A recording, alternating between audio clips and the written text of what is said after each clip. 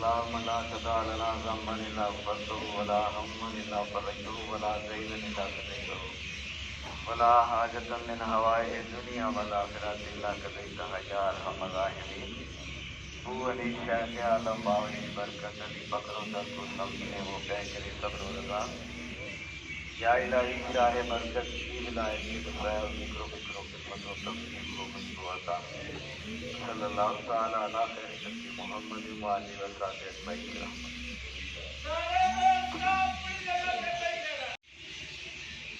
ہمارے شیخ سردار ابو انیس قدس العزیز کی جملہ تعلیمات میں سے آخری نبی علیہ الصلوۃ والسلام کا آخری پیغام اس عنوان سے یہ دی گئی ترتیب و تنظیم آپ کی محبوب ترین بیٹی سعیدہ ساجدہ مجد نساء صاحبزادی انیس اختر صلی محلہ بنت ابو انیس محمد برکت علی قدس العزیز نے فرمائی، جن کے بارے میں ہمارے شیخ نے فرمایا سوچ کر بولو. اس کا ادب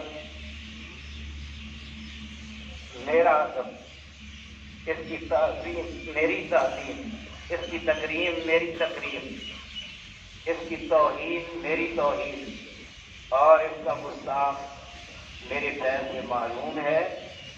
اور یہ ختم الکلام. بسم اللہ الرحمن الرحیم.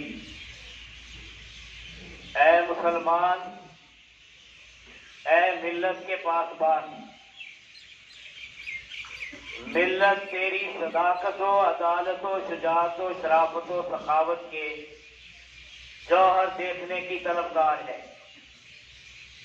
تو نیکی کے میدان میں آ اور زندگی کا کوئی نمونہ پیش کر. اللہ کا کون تیرے ارادے کی تکمیل کے لیے بے قرار ہے.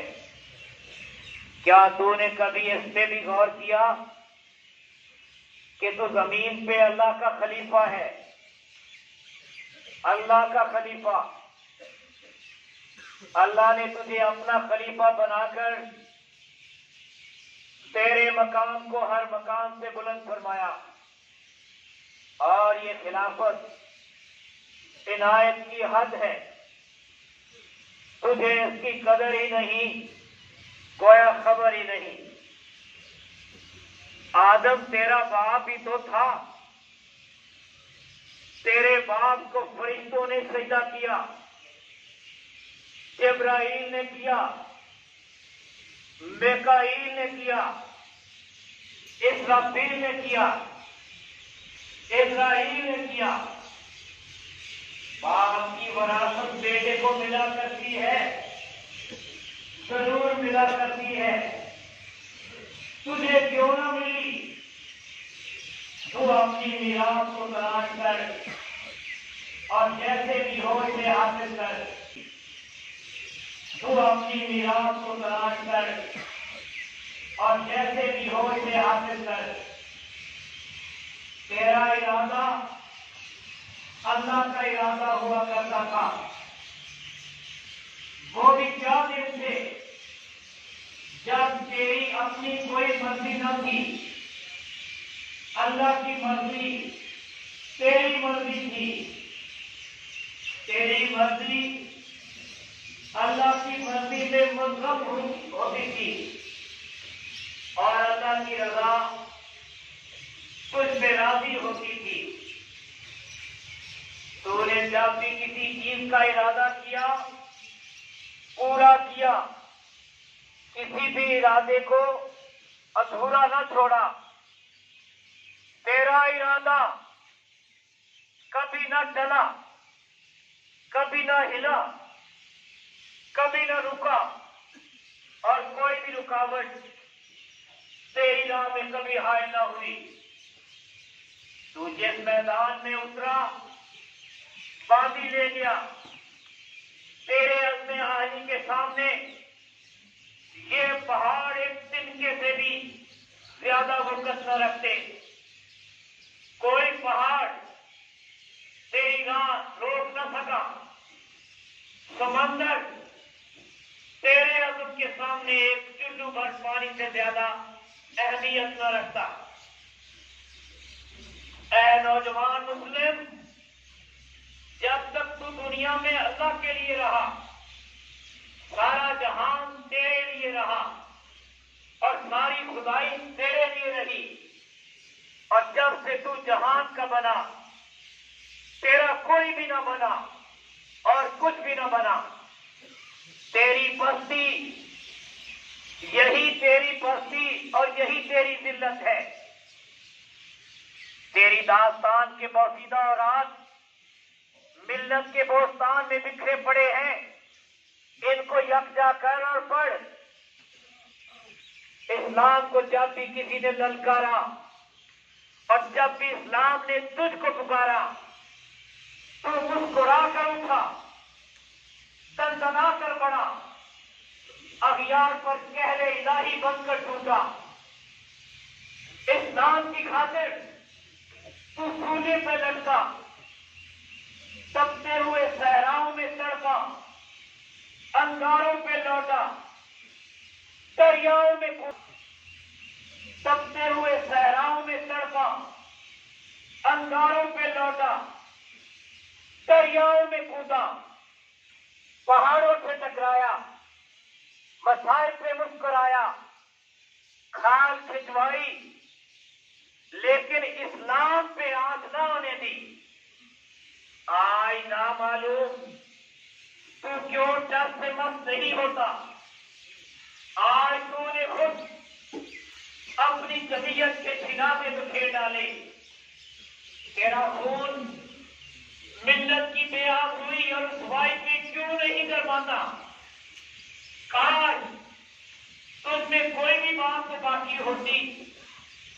جب تک تو اللہ کے لیے رہا، فتح و نصرت تیرے ساتھ رہی اور تیرے ہاتھ رہی۔